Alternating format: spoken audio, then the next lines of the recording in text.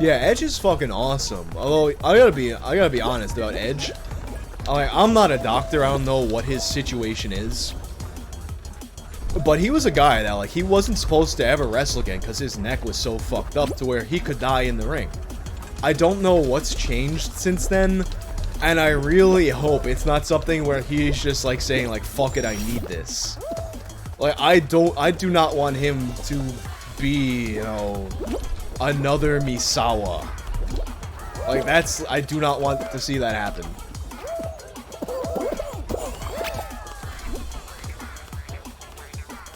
Yeah, and to me, the weird thing about Edge, too, he had that singles run that, like, really made him, like a top guy. But to me, like, the classic Edge shit will always be the TLC matches with the Dudley Boys and the Hardys. Like, that was peak.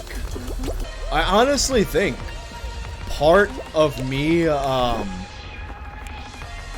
like, kind of like the wind getting blown out my sails when I was watching a lot of WWE was Daniel Bryan needing to retire. Because, like, that was, like, my guy. Like, to see him, like, come up, like, early on in there and be like, yo, this guy is fucking awesome. He deserves to be in the main event. Until all of a sudden he's fucking there, like, despite seemingly the company not wanting him to be the guy and all the fans getting behind him. And then all of a sudden he's not supposed to be in there because he'll fucking die. But now he's back again. I made reference to Misawa before.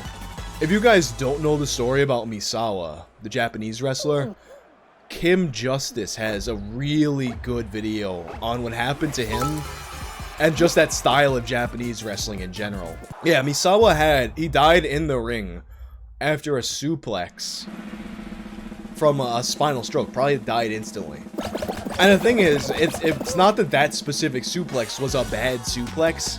This was just the straw that broke the camel's back from years and years and years of that super rough Japanese style.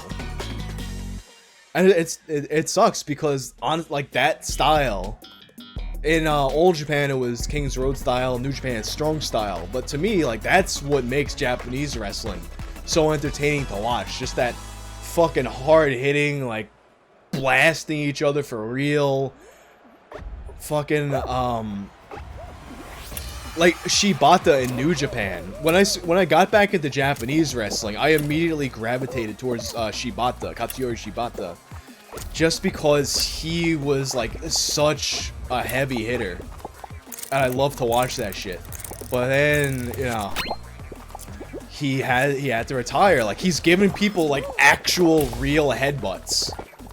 He, like, literally skull on skull, where you can fucking hear it and see him bleed, and then he had to get his, like, blood drained from his skull. Yeah, Shibata, like, there's a few guys in New Japan that, like, it just immediately was like, this guy's awesome. Shibata's one of them. Oh yeah, Minoru Suzuki. Actually, you know what? Minoru Suzuki, like, now he's one of my favorites over there, but when I first got back into New Japan, he was in this comedy feud with, Yano Toro. He was in a feud with him. So it was always, like, kind of comedy matches. So I was like, this isn't really working for me. But then, his match with AJ Styles is probably one of my all-time favorite matches. It's such a good fucking match. Any wrestlers I've met in person, I shot a music video with Tommy Dreamer. My old band, The World We Knew, we had a song called The Endless. And originally we were going to do it with Mick Foley, but at the time, Tommy Dreamer and Mick Foley had the same manager, and Foley had to cancel on us because it wound up coinciding with his 30 Rock shoot, I think. So Tommy Dreamer, we wound up getting in touch with Tommy Dreamer instead. Tommy Dreamer was fucking awesome to work with. I didn't realize how fucking big he was. Like, I've been to so many ECW shows in my life, but I guess, like, standing ringside, you don't really get the perspective of how big some of these dudes are. Tommy Dreamer's like a massive dude. And we're shooting this video in our bass player's basement. And the concept of the video was Tommy Dreamer was our neighbor and we're practicing in the basement, making too much noise. So he beats us all up. Really fun video to shoot. Actually, something that was really funny. Our bass player's grandfather, like, it's getting late and we're still shooting. So this kid's fucking grandfather comes downstairs and starts yelling at us till like, it's time to end it. The old man yelling at Tommy Dreamer to get out of the house. I wish that was recorded because that was fucking funny. Actually, and then it might have been, it was probably like later that year. My band was on, when I was still in the world we knew, we're on tour and we're playing in Wisconsin. Same night that Tommy Dreamer and a bunch of ECW guys wind up being in Wisconsin. So we're like, yeah, like we all got shows tonight, but like let's like hang out after. So we met all these dudes at the hotel bar where they were chilling. Tommy Dreamer was there, Sabu was there, Blue Meanie was there.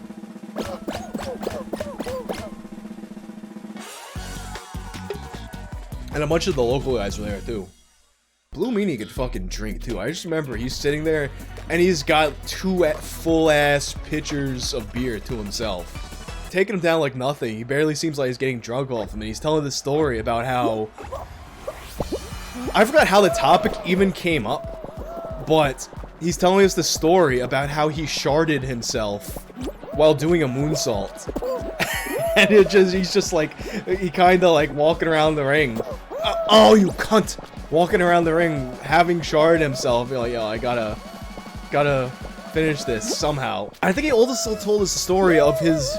really motherfucker! Just telling us the story about how when Goldust gave him the Shattered Dreams, apparently his balls flopped out of his shorts. I don't know if you can still... I was during his feud with Goldust, but I don't know if you can still see his balls flop out of his pants or not on the network, or if it's censored, or if they just cut that out. I don't know how they handle that. I know they'll censor... I don't know if the network does it specifically, but a lot of times when they show, like, old archival footage, they'll, hanging on for dear life over here. That was some MLG pro Fall Guys right there. Let me tell you. Oh, that wasn't...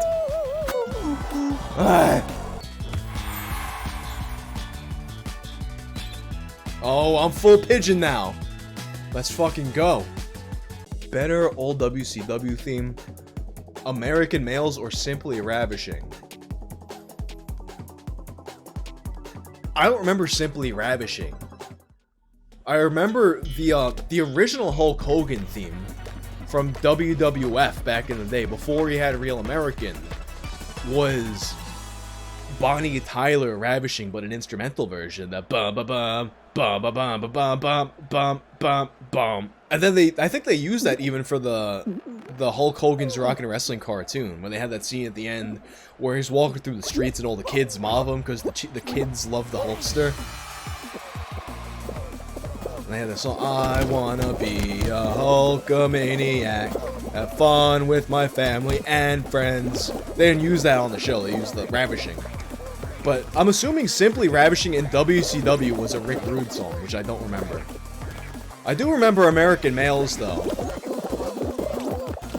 American Males, American Males, American Males, American Males, American Males. That's literally the whole song. And I always pictured some fucking Battletoad singing or something. Because it sounds like a frog voice. American Males, American Males.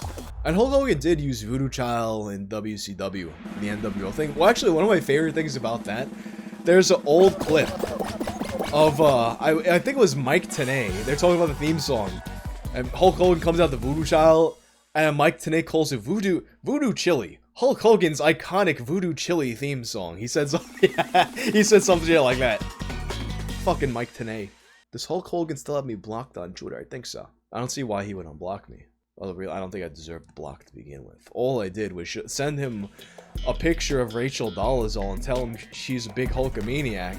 And if he retweets it, he proves he's not racist.